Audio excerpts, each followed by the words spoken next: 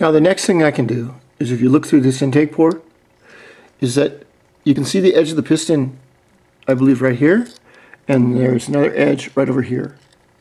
Okay, those can be widened out a little bit. See if I can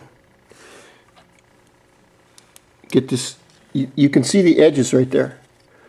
Those piston side skirts can be widened out a little bit to get a better charge. That's according to the book. Now I don't know if it works. I've never done that before, but I might. See, this is another thing that I have to look at. The side skirts, remember, the side skirts cover also these inlet ports and the boost port in the back right here. I have to be very careful that I don't take off enough to where it doesn't cover these side ports right here, or I'll be screwed, because it all has to work as a machine function. So I've got to take all my measurements. And it's not hard to do. It's just fine tuning it. I don't know what kind of piston, where it came from. I don't know where the head came from. All I'm doing is using my exact measurements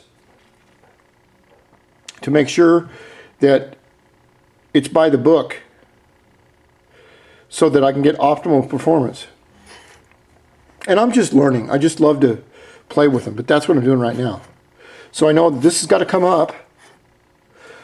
This port, this has got to come up maybe, if you watch right there on the end right here, it's got to come up, you know, a little, maybe that tall.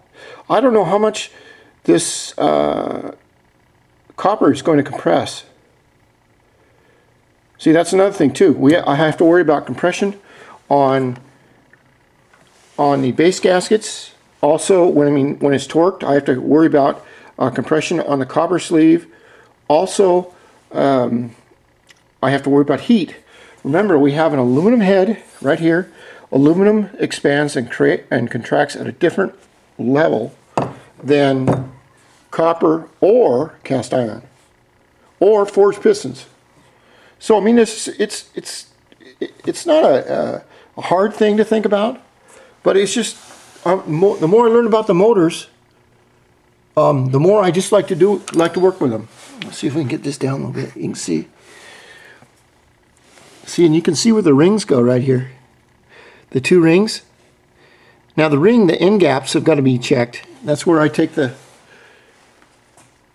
ring and put it down in here, and I use my feeler gauge right over here, and I slide the ring all the way down and make sure that it's got the right.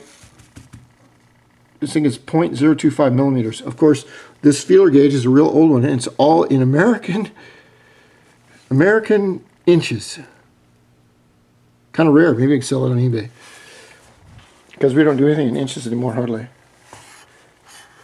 So that's where we're at with this right now.